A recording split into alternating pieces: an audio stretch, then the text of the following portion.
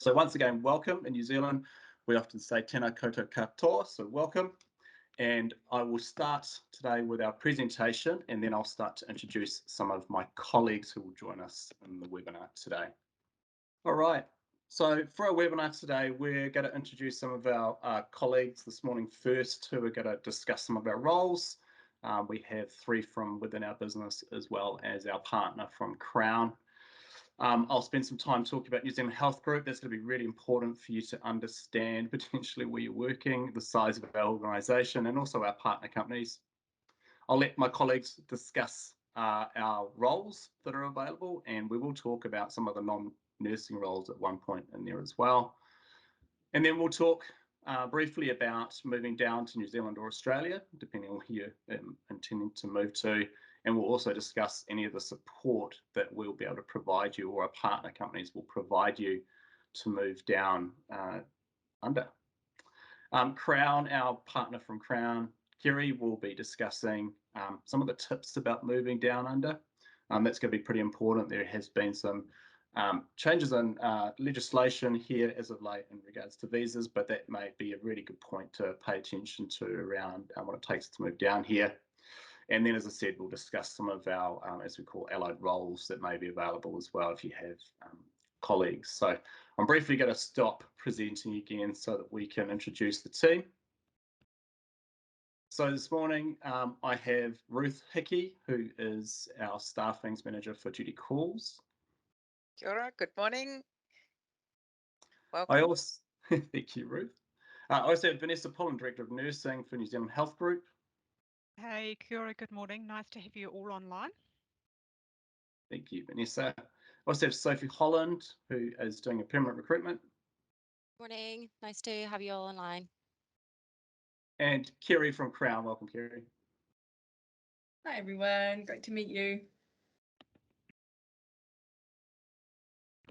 Thank you, team. We'll come back around to them shortly when we discuss some of those roles. So what we thought we'd do is talk a little bit about the benefits of working with us. We are quite aware that you'll be keen to understand the benefits of coming down this way to the down under, as it's called.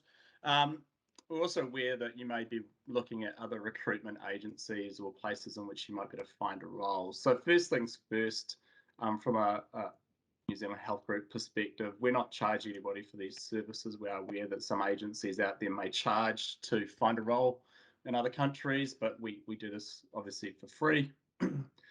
For some of our roles, there is a £2,500 relocation package, which we can cover off again later. That's with our partner Crown. And that includes our support from travel on a visa perspective to help you move. And there is a more extensive support Kerry will speak about in terms of that as well. I think probably one of the main things to emphasize about working with us as a group, if you are looking for a role, is that, you know, from our perspective, we're a very large organisation focused on doing great things in our community, and the work that we can provide and the offerings are quite diverse down here in New Zealand through our organisation. And I think that's really important from a development perspective or a career perspective, that there are other opportunities beyond what you may start with us. We offer quite a competitive pay opportunity there through some of our roles. So it's really important that when you are discussing or want to discuss with our team, that we go through those with you. And due to the size of the organisation, that career progression is also supported by a training organisation that is part of our business we can discuss shortly. So professional development is very important in our organisation. We've got a strong focus on that, and from a nursing perspective, Vanessa takes pride in how we develop our nurses throughout our organisation. And I think it's really important to recognise here that as a big organisation, we do sponsor and work very closely to help people live here in New Zealand, but also with other organisations to make it successful. I think it's one of the key advantages, rather than maybe working directly with just an agency, is I think there's a lot we can offer for you in terms of these roles.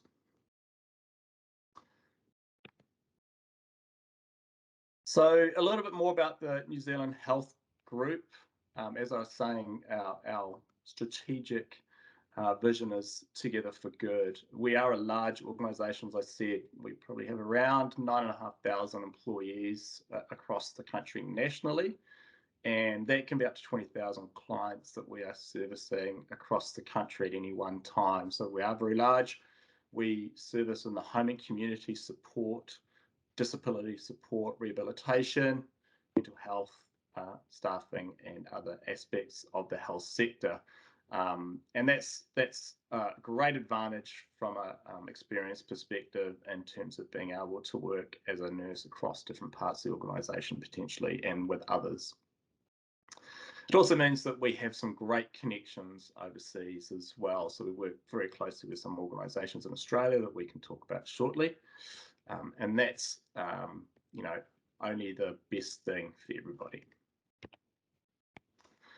So inside New Zealand Health Group, our network, there's quite a few brands beyond the ones we're showing, but these are probably the most important. What you can see here is our Geneva staffing and healthcare brands and our Healthcare New Zealand brands. Those are home and community brands as well as recruitment staffing brands.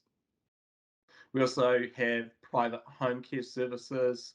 We provide services in the mental health space from our Explore business or umbrella. And we do, as you would have noted, some work for the disability space in the New Zealand community living. So, we've only shown a few of our brands here in which our organisation has, but it does represent our size. Down the bottom, you'll see other organisations with which we work. So MetLife Care, an aged care provider here in New Zealand, Epworth and ABI in Australia, and Crown, our partner, as you know, from a relocation perspective. But we also sponsor in the Women in Health Network in New Zealand and support them quite actively now through our staffing business.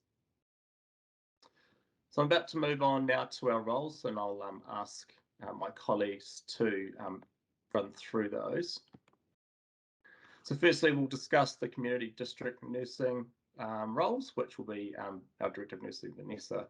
Then we'll talk about the staffing roles, which will be Ruth, and then the permanent roles will be Sophie. So I'll hand over now to Vanessa to give us a bit of an overview of what community district nursing is like within the group. Yeah, thanks, James. Hi, everyone. So as James said, I'm just going to talk a little bit more about the roles that we have across New Zealand within the community and district nursing space, and I'll also touch on our disability work that we do as well. So I'll just start off with our community nursing. So this is across New Zealand, and we work with a number of funders nationally to really support people to stay safe and well in their own homes. So those people can have a huge variety of needs. It can be anything from a person who's just had a short-term injury and just needs a little bit of help to get back up on their feet with maybe some housework and some personal care needs, right through to people who require 24/7 care to stay at home following a serious spinal injury or traumatic brain injury, right through to older people who again require some pretty complex personal care needs to be able to stay living in their own home as opposed to going into aged residential care, which is really supporting the New Zealand's health system to keep people at home for as long as possible if that's what they choose to do. So I guess on a daily basis, we have our nurses across New Zealand going into people's homes and completing a needs assessment. In New Zealand, we use the Inter-Eye Needs Assessment, which is a internationally recognised assessment tool. And they'll work with the client and their whānau or family to really look at what supports need to go in place to keep that person safe and well at home. And as I said, that's a huge variety of needs and a huge variety of complexity that we manage well in the community. So within that community space as well, we will also support people through one of our nursing contracts where we may manage long-term catheter care in the community as well, particularly for our spinal clients that we support. And we'll also manage some short-term wounds in the community as well for people who, for whatever reason, will struggle to get into their general practice. We'll visit them in their homes. So I guess moving on to our district nursing service. So our district nursing service is based in Christchurch, which is the largest city in the South Island in New Zealand. And this is quite a different service. So, and it's one that you may kind of recognise from other countries that you have kind of worked in, where we have a group of nurses who will go out into the community, see people in their homes for district nursing needs. So that can be anything from very simple wounds right through to complex wounds, vac dressings, um, managing quite significant pressure injuries in the community, as well as things like long-term catheter management, supporting people who are near the end of their life and they require palliative care, syringe driver management, people who need support with insulin, methadone administration.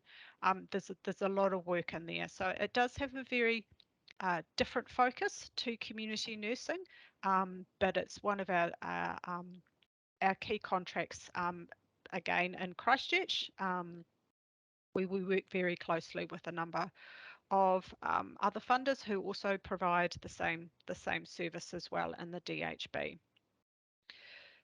The other piece that I just want to touch on just before I hand over to my colleagues is the work that we do under New Zealand Community Living with our disability space. So we have a really large number of disability homes again throughout New Zealand. We support people with intellectual and physical disabilities to continue living independently in homes across New Zealand. So within that space, we have a number of clinical roles where our nurses work in a very health advisory role, working with the people we support and our support workers in their homes and doing a lot of liaising with GP, secondary services, other primary care and community care organisations to really manage some pretty complex medical conditions that our people in the disability space may have. So lots of variety of work, lots of opportunities to move about New Zealand. You know, very similar roles, so you know you wouldn't be stuck, you know, in one place if you wanted to move around. But likewise, if you wanted to settle in one part of New Zealand, that's absolutely an option as well. So I'll leave it there, and I'll hand over to you, Ruth, to talk about bureau nursing. Thanks, Vanessa. I'm Ruth Hickey and manage the Duty Calls Nursing Bureau in Wellington in New Zealand, and I am a registered nurse as well. Our nursing bureaus in the main specialise in temporary placements or short-term contracts for nurses and healthcare assistants to the health sector throughout New Zealand. We have a number of clients, obviously, and they include district health boards or public hospitals, which is the nearest equivalent that New Zealand has to the National Health Service in the UK, for those of you that are beaming in from there. Private surgical hospitals are part of the client base, as are aged and palliative care, disability sector, mental health. We have medically fragile children that we support in the community, and of course we cover primary and occupational health as well.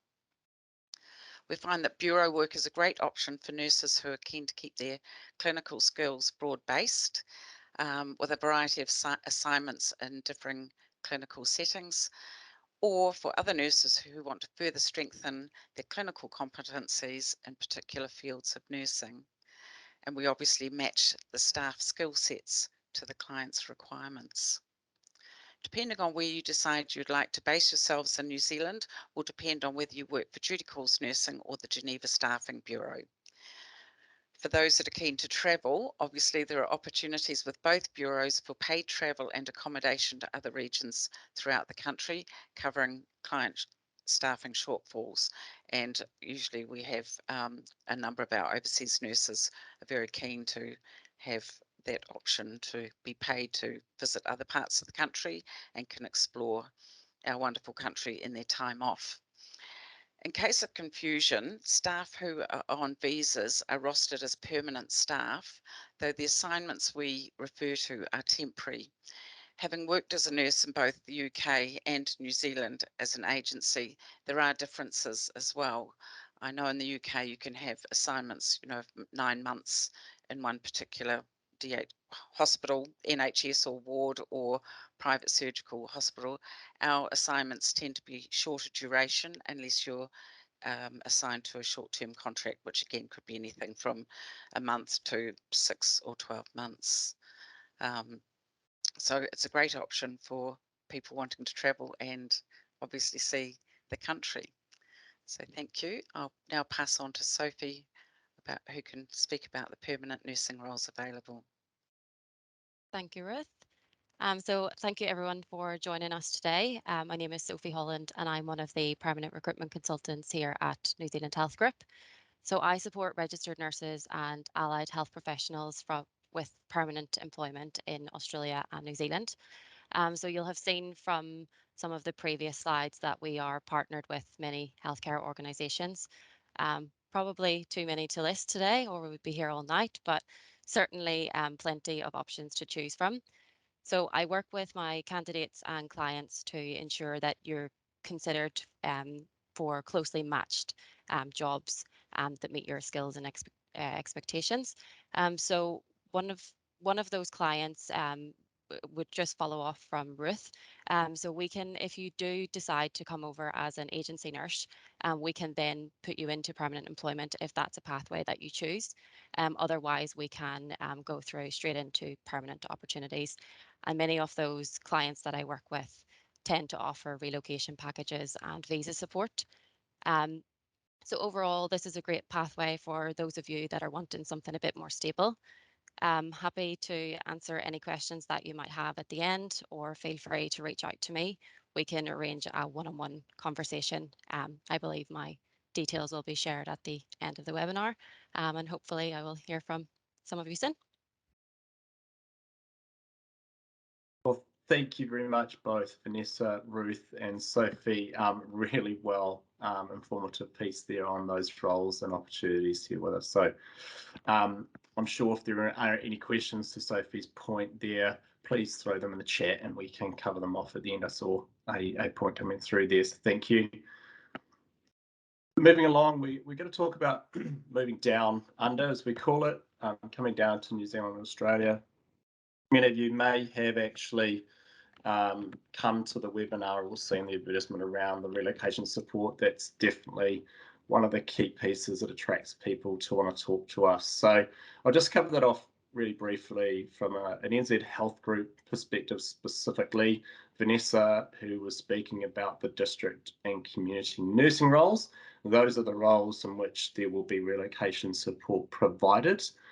The £2,500 relocation packages are provided via Crown. So we will allow you to work with Crown on what services you would like to help you move when you come, and we will then fund that through Crown on your behalf.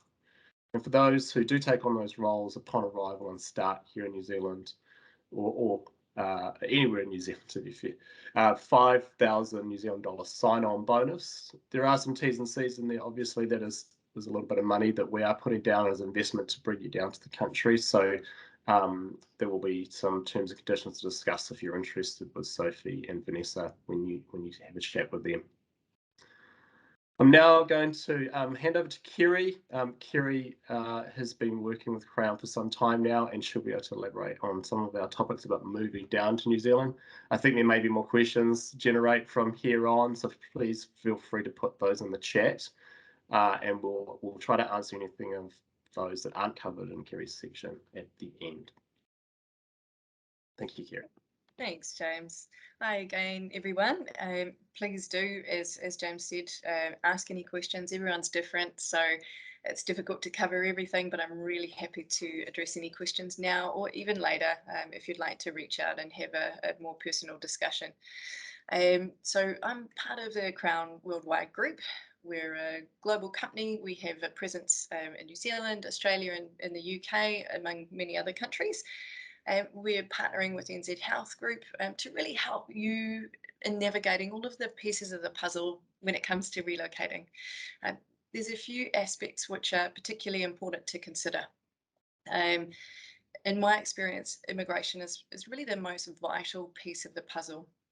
And as James had mentioned early on in the presentation, in the past few years, and just based on some of the COVID-related restrictions and some upcoming changes, it has become increasingly complex. But the great news is, and particularly in New Zealand, we've always placed a really strong emphasis on creating pathways for essential healthcare workers like yourselves, and that includes while the borders were closed as well. So what this means is there's generally going to be at least one viable option for you to consider, and in many cases there might be several pathways that you'd like to think through, and it's just going to be a case of determining which one's going to work best for you, and thinking about both the short and long-term considerations. The good news is Crown do have a team of fully licensed immigration advisors, and they're available to support you in making those decisions. We already work with a lot of healthcare workers. We have a lot of experience in these particular roles and these immigration pathways.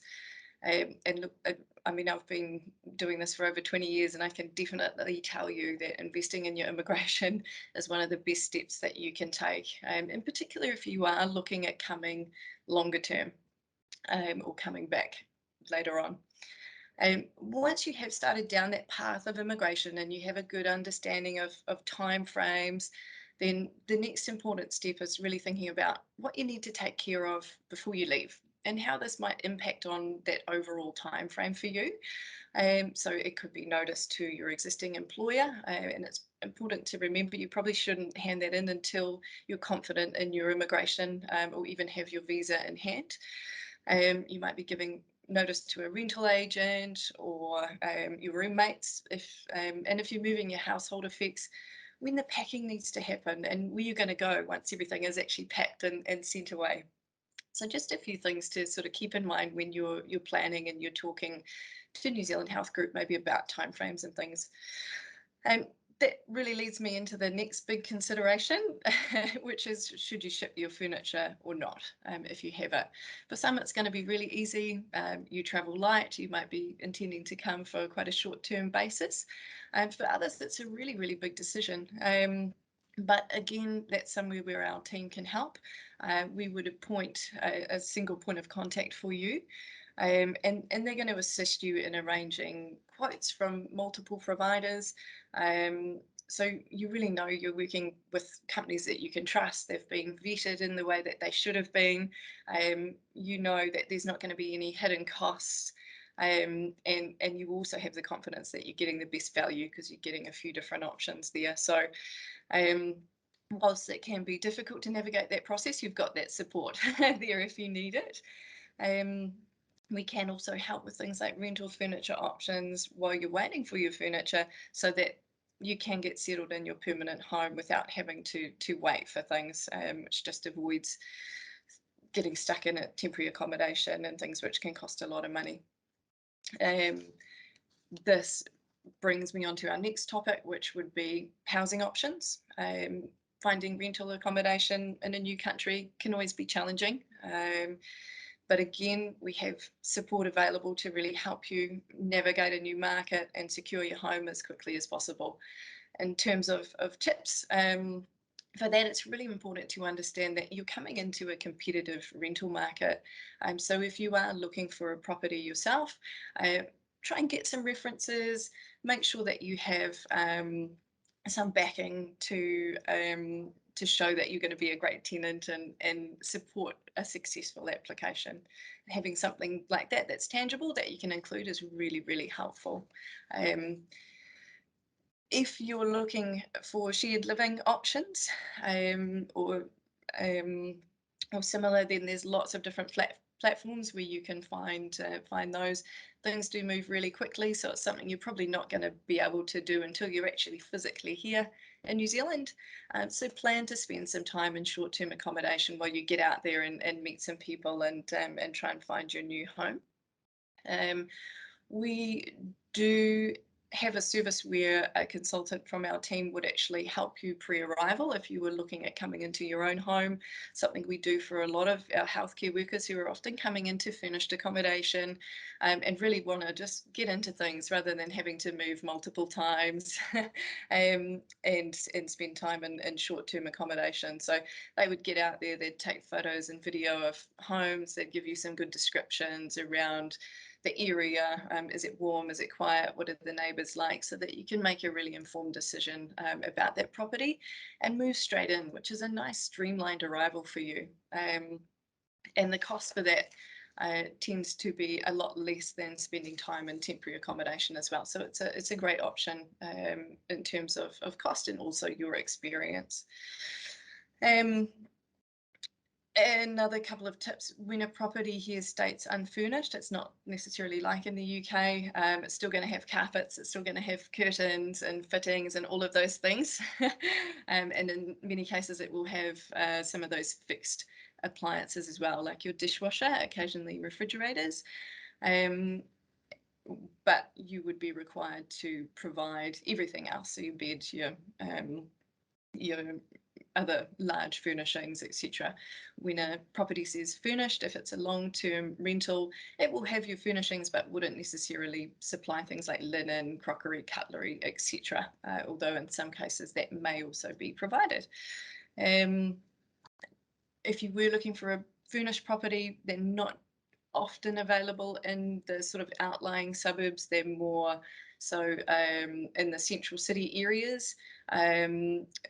And so more that apartment style living. So just be aware if you are thinking about coming into a furnished property that there may be some limitations around where you can be, but again, that's something that we can talk to you about in advance and just really help you to navigate and make some good decisions there. Education, if you are relocating with family, is naturally going to be a huge concern. It's something that is absolutely pivotal for any parent who's moving overseas. I'm a parent myself, so I completely understand. The great news is the standard of state funded education is considered really high on a global scale, and the same with Australia. Our schools, if you are looking at coming into the state system here, which in New Zealand and Australia means it's government funded schooling, are usually subject to zoning or catchment areas, which mean you do have to live within a certain area in order to be eligible to enrol in that school. The great news about that is once you have that property, the school is obligated to enrol you. So there's no waiting lists or anything like that that you need to consider when thinking about that process. Although, you obviously need to get the housing first. So it is a bit of a building block exercise, which again, we can help you navigate. That's of course one of the largest parts of getting settled, along with finding your home. But things like finding support networks is equally important. You're going to have support networks that you would naturally build through your work and things, but it's important to think about and look for any other hobby or interest groups that you might be able to join, especially if you have got family coming with you. When you're starting your new job, it's easy to get really caught up in that, and they can feel a little bit left behind. Culture shock's a very real phenomenon, and it's something that everyone goes through, but you will work through. And again, we can really help you try and build those networks and understand what you're going through and have the right support in place to get through it. So,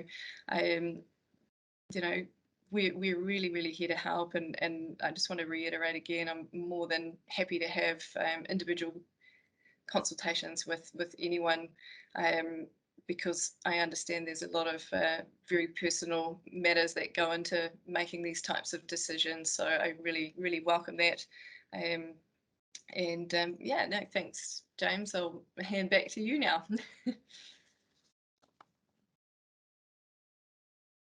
Thank you, Kerry. That's fantastic. I'm going to break the presentation just for a little moment there. I want to thank presenters for going through that. And Kerry, very elaborative. I think one of the key points of our webinar this morning was to help people understand what it would be like to move. So Kerry, thank you. It's probably worth maybe throwing a question to you, Kerry. There may be one pre our Q&A to that people will be interested in while we're talking about moving. Is there an expected time frame for some people in terms of their move? Does it take a couple of weeks, a month, and so forth? It might be good to generalize some of that if you can. Yeah, absolutely, James. So it is a little bit different for everyone, of course, but if we think about the general process, when it comes to immigration, you're usually, depending on the timing, because as I mentioned, there are some changes which are coming into play, and obviously the visa type that you're eligible for as well. I would say allow between 4 and 8 weeks for that immigration process from end to end. Okay. Now we talked about the fact that you shouldn't really give notice to your employer or your housing and things until that visa is in hand in an ideal world. So if you're thinking 4 to 8 weeks, and then say you have a month's notice with your current employer or a month's notice with your current rental, then you could be looking, say, a 2 to 3 month end-to-end process. For others, you might still be living at home. You might have housemates who are really, or flatmates who are really accommodating, and you don't need to worry about some of those things. So you could be here within a matter of weeks. You might get that visa. There's certain entry visas available right now, which could get you here within a matter of around 2 weeks. So it is really variable, but that's what's important for you to have a chat, assess what immigration pathway is right for you, and think about some of those other mitigating factors before you really consider those timeframes. Thank you, Kira. I think that was quite good to frame that up. Thank you very much. Before we move on to the other roles, I also wanted to talk a little bit before the Q&A session just around lifestyle and what it means to come down to Australia and New Zealand. We do get a lot of questions. Sophie fields some of these. What is it like to live in New Zealand? So we could all speak from where we live. Most of the individuals on this call are living in a different part of our country and dialing into our webinar. And what I can say is for somebody who lives in the biggest city, Auckland, the lifestyle here is fantastic, of a mix of being able to have a large city if that's what you like, but also having only 30 minutes to 40 minutes to be on a coastline with the famous black sand beaches of Auckland on the west coast, and being able to do everything from water sports to snow sports, walking. We have beautiful trails here in New Zealand, which is often what brings people down to New Zealand's beautiful countryside. And so, I think it's really important to emphasise that our roles are national roles. So, for example, Vanessa talked about some of our contracts are in Christchurch, for example, and the access to parts of the country that you can get on these roles is quite good. Obviously, travelling domestically is also quite easy between parts of the country as well. So some people have asked us about that. I thought I'd express some of that.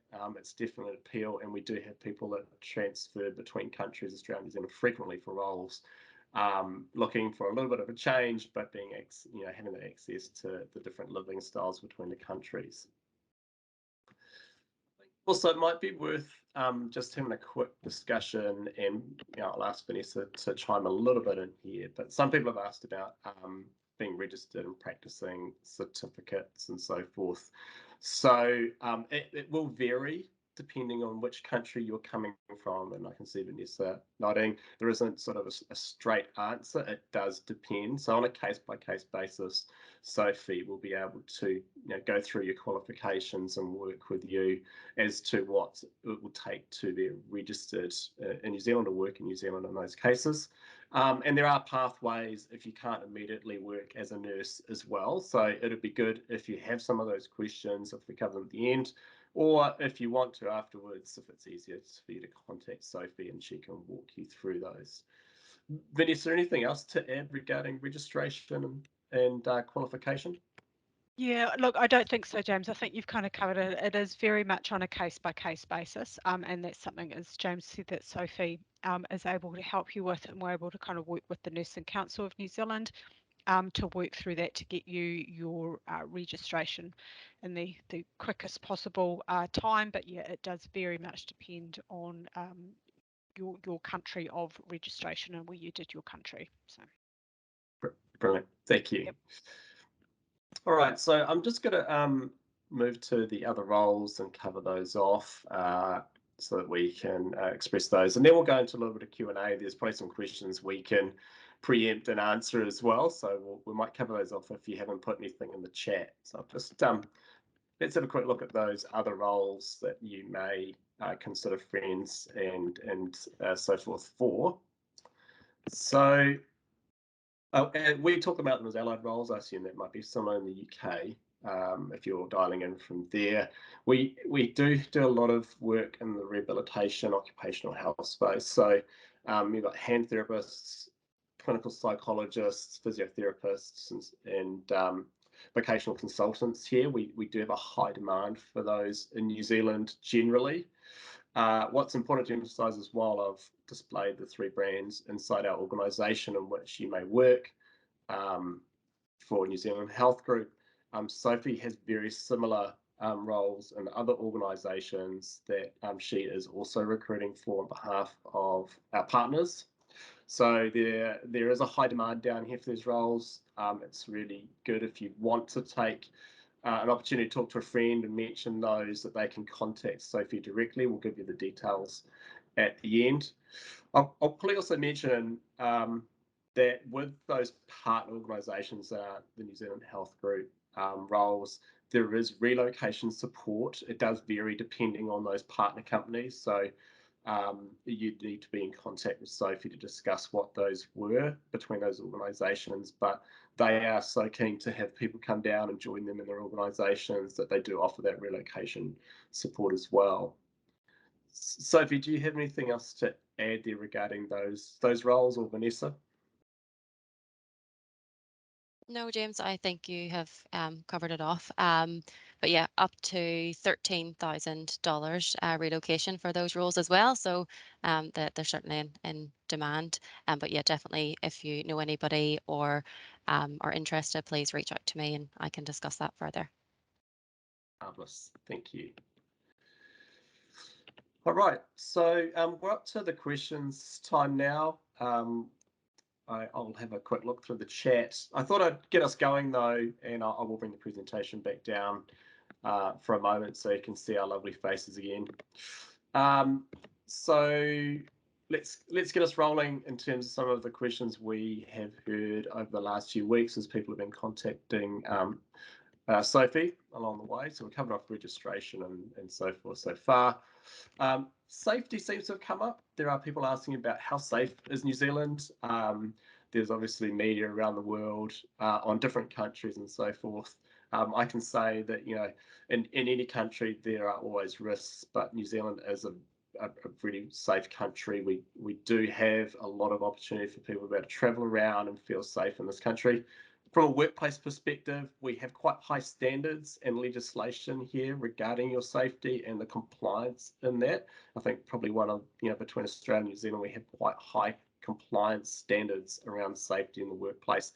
And even if you're working in the temping bureaus, you know, as Ruth spoke about, we do quite a lot of reporting and support in that space to ensure that people feel safe while they're at work. So I think that's good to have covered that off. I think that's come up along the way in the last few weeks.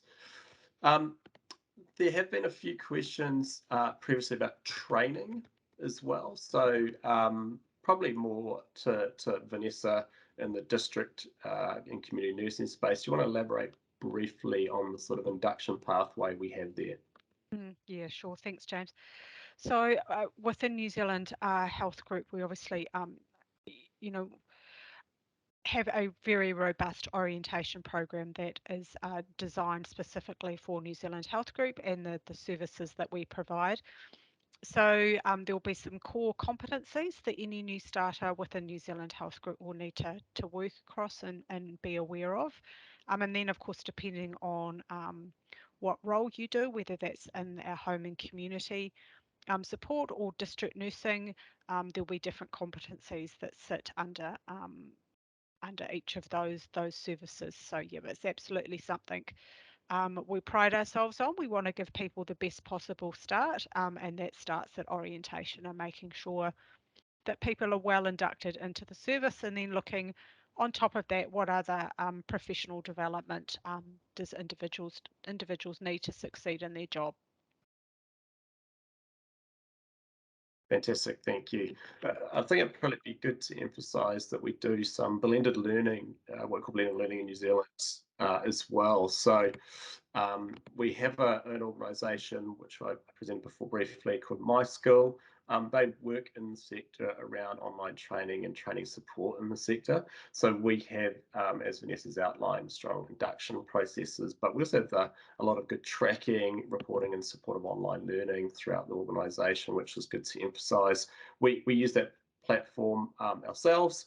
And it's been fantastic for us to be able to develop our people and use that to also look at the growth of people across our organisation. Now, I'm just having a quick look through the chat questions here. I think we've got one regarding paediatric nursing. My initial response is yes, we do have opportunities in which we can support that. Ruth, you may have some of those from a bureau perspective. Yes, we do. We support medically fragile children in the community. The majority of the shifts are actually night shifts because their parents are expected to support their child or children throughout the day, but we get funded to support the children overnight. So if you're keen for night shifts, yes, there's plenty of opportunity available for that.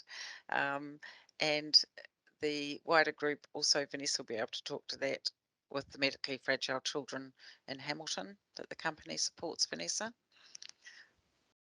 Yep, thanks, Ruth. So we do have a medically fragile children contract up in Hamilton, as Ruth indicated. So that tends to be supporting parents more during the day as opposed to night shifts. And particularly around a bit of respite for the parents. So there's our support workers will go in, obviously be trained by our registered nurses to take care of a medically fragile child while a mum and dad have a break, get out, go and have a coffee or, do their shopping and whatnot. So that tends to be during the day. And that's once the registered nurses set that care up, it tends to be support workers who deliver that. So it's not quite as complex as what you were talking about, Ruth, with overnight 24/7 care. Correct. And our overnight care is predominantly with RN supporting these children to be at home with very complex requirements. Brilliant, thank you. I'm just going to double check whether there are other questions. Here we go. Interest in role in New Zealand and how to process my registration. Do I need an OET or English exam or may it waive that? That's probably a question for Kerry or Sophie there. From an immigration perspective, the answer for your work visa would be no. You don't need any level of ESOL or English language testing until you potentially reach the stage of wanting to apply for residence, which is a long-term or indefinite visa. But that will depend on your ultimate nationality and things like that. So it would just need to be more carefully assessed. I think Maria might be referring to gaining her nursing registration as far as an IELTS test requirement for that. Yes, sorry. So in terms of your nursing registration, yes, you would be required to, unless you meet the waiver conditions. So I can send across, if you're interested and you want to have a chat with me, I can send across some information. As Vanessa had said, it is on a case-by-case basis. So we can have a chat one-on-one and I can explain more in detail. Thank you both. I think it covered off both those angles, which was good. I think it was good probably to cover that. There's also a question there regarding tax rates for registered nurses. So just to be clear on the tax model here in New Zealand, it is a income-based graduated model. So depending on your earnings, you'll be taxed at different levels. We'd probably need to just double check and take that offline as to what that general salary and tax bracket is. We can probably get Sophie to follow up with you. So we'll just make sure that we've got your details from your registration, and Sophie will get you to just do a generalised response on that one. I think probably worth also raising is a point. Some people might be interested in those locations. So we have briefly discussed some of those roles and opportunities and where they are. We do have contracts across the country. So a lot of the main centres, you'll be able to find a nursing role, but we also have some in the regions, Vanessa, some people who might be doing a bit of Google mapping around the country. Maybe you can elaborate as to where some of the further extents are for nursing roles in the community district space.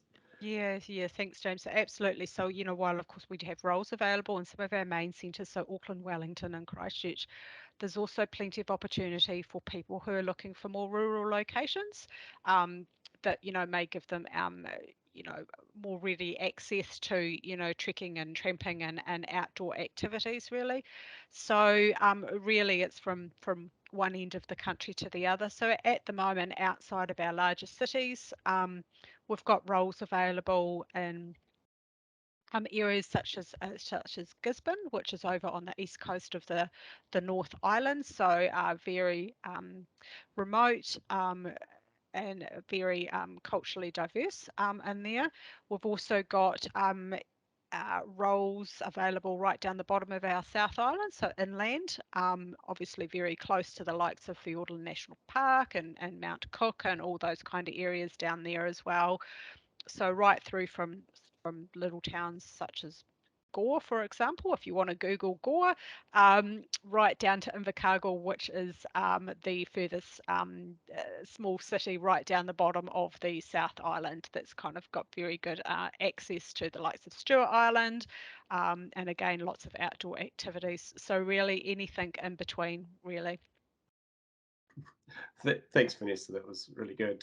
You can see that national reach, and this is Yeah, elaborating from the north down to the south, east west. It doesn't really make much difference. We're right across this country, yeah, giving great opportunities. And again, even if you aren't in those locations, it is very common of New Zealanders and people living yeah, here to spend their long weekends travelling to other parts of the country and yeah. enjoying them. Just back to the chat for a moment, there's a question around nursing opportunities, O&G. I'll make the assumption that's obstetrics and gynecology. That would probably sit in our temping opportunity space, so with Ruth, but Sophie can still talk through those with individual people when they if they want to contact her. From an organisational perspective, that's not really a contract we would have in Vanessa's space, for example. So there would be one for Soph to work with Ruth and some other DHBs as well as public hospital space or private hospital spaces. And there certainly is a national shortage on midwives as well, so plenty of opportunities for midwives. That's probably a good point you've asked. It's a worldwide shortage, really. Midwife piece as well, but some people might be interested into the statistics. Obviously, there's a global shortage in this nursing space. Statistic, I think, for New Zealand, the last time it was publicly noted in the news here, it was circa over 4,000 nursing roles for just New Zealand alone. So, there's some real opportunities here to be in contact with someone like Sophie, and she can work with you in Australia and New Zealand on role opportunities. Because there is a huge shortage. Let's have a look here. Loved helping my registration since owning in Singapore. Okay, thank you. I think you're answering that one. Sophie, yes, as we kind of mentioned before, it will be dependent on your current status. So Sophie will need to have a look at your quals and work through those questions with you. She's quite happy to help you do that and discuss them with you as well. Thank you, Soph. I think there's one more question potentially coming in. We'll probably call a bell of the last few minutes here. And any of those further questions, what we might do is get you to send them through to Sophie, who's quite happy to help. If they're more relocation related, I'm sure Sophie can pass them on to Kerry as well.